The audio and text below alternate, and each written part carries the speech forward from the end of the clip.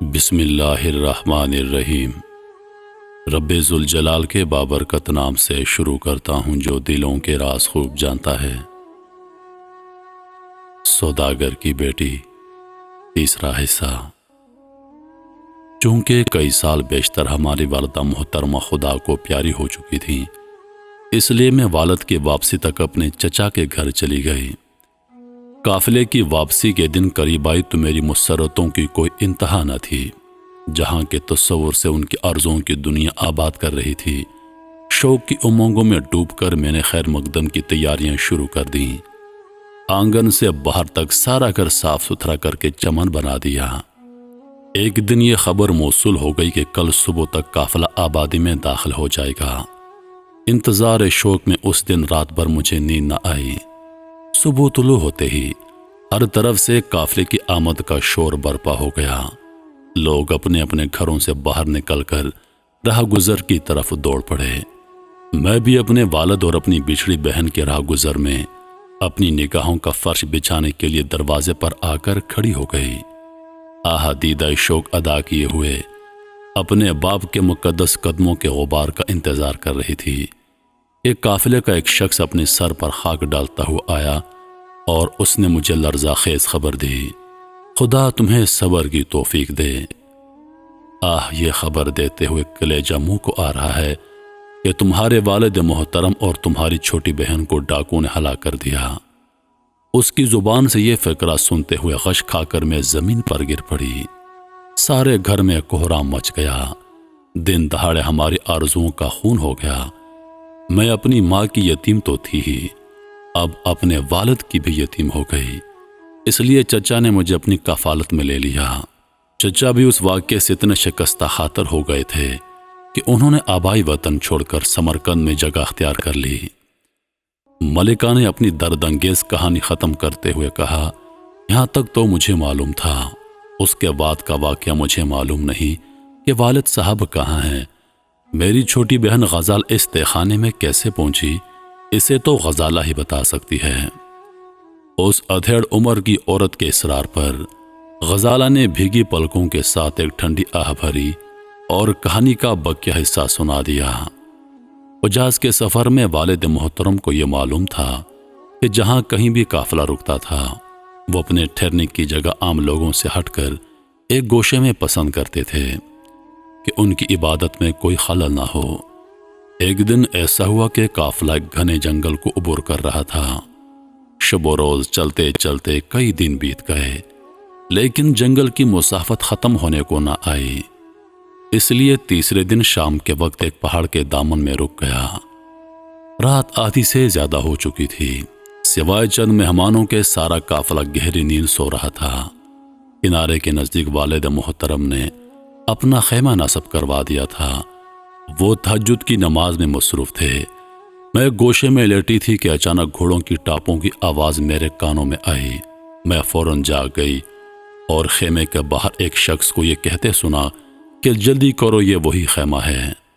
ابھی یہ جملہ ختم نہ ہوا تھا کہ چند بھاری بھرکم جسم والے سپاہی خیمے کے اندر گھس آئے اور انہوں نے رسیاں پھینک کر مجھے اور والد کو گرفتار کر لیا۔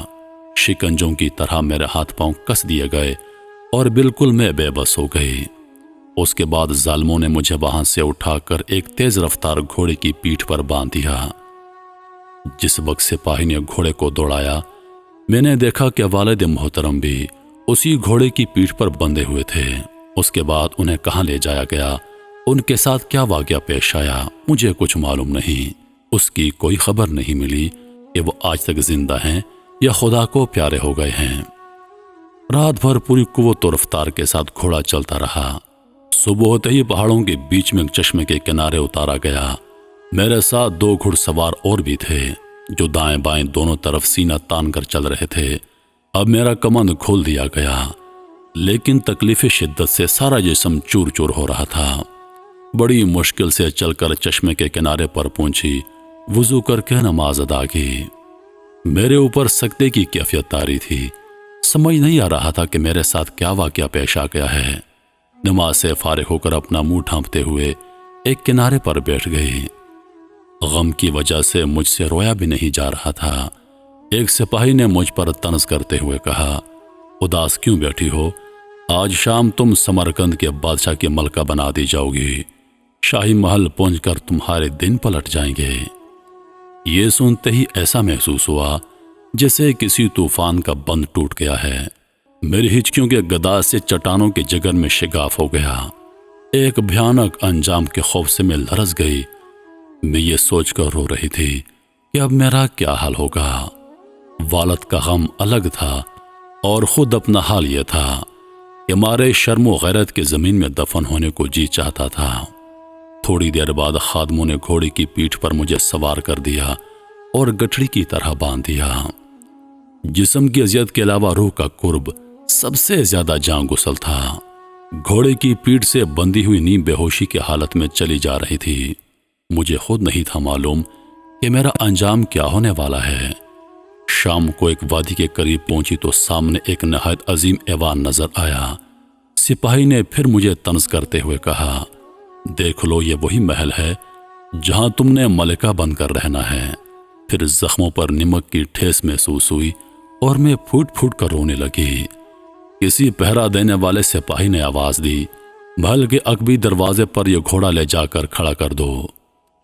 محل کے عقبی دروازے پر گھوڑا کھڑا کر دیا گیا۔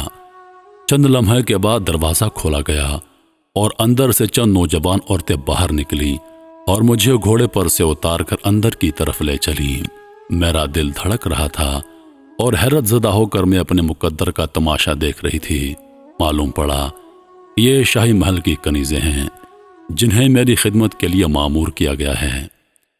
ان کنیزوں نے لے جا کر مجھے ایک آراستہ مکان میں اتارا۔ انتہائی بے چینی کے عالم میں نے وضو کیا اور مغرب کی نماز کے لیے کھڑی ہو گئی۔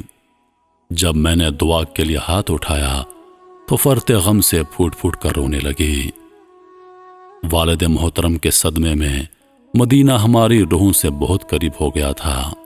تصور کے سہارے میں سنہری جالی کے قریب پہنچ گئی اور ایک بے قرار فریادی کی طرف اپنے آقا کو آواز دی، چوکھٹ کی کنیز اپنی آبرو کی بھیک مانگتی ہے، سرکار میرے بوڑھے باپ کے آنسوؤں کا بھرم رکھ لیجئے، ظالموں کے چنگل سے میرے ناموس کو بچائیے۔ یہ کہتے کہتے شدت قرب سے میرے اوپر غش طاری ہو گیا۔ کافی دیر کے بعد جب میری آنکھ کھلی تو دیکھا کنیزیں میرے سرہانے کھڑی پنکھا جل رہی ہیں۔ میں نے ان میں سے کسی کی طرف توجہ نہیں کی۔ انہوں نے مجھ سے ہم کلام ہونے کی ہزار کوشش کی لیکن میں نے یک لخت خاموشی اختیار کر رکھی تھی۔ رات جب تھوڑی سی ڈھل گئی تو میں نے دیکھا چند کنیزیں اس گھر میں داخل ہو گئیں۔ ان کے ہمراہ چند صندوق تھے۔ انہوں نے مجھ سے مخاطب ہو کر کہا، مبارک ہو، تمہاری قسمت کا ستارہ آج چمکنے والا ہے۔ خراسان کا یہ شورۂ آفاق حسن آج اپنے سیر قدردان کے پاس پہنچ گیا ہے۔ ہوش میں آؤ، یہ موقع آنسو بہانے کا موقع نہیں، خوشی سے مچل جانے کا موقع ہے۔ سامان آرائش لیے ہوئے یہ مشاتائیں کھڑی ہیں، تم انہیں اجازت دو کہ وہ تمہیں دلہن بنائیں۔ بادشاہ نے جب سے تمہارے خداداد حسن کا شورا سنا ہے اس کی آنکھوں کی نیند اڑ گئی ہے۔ آج شاہی محل کے چند وفادار سپاہی کی بدولت بادشاہ کی زندگی کا قرار واپس لوٹ آیا۔ یہاں پہنچ کر غزالہ آبدیدہ ہو گئی۔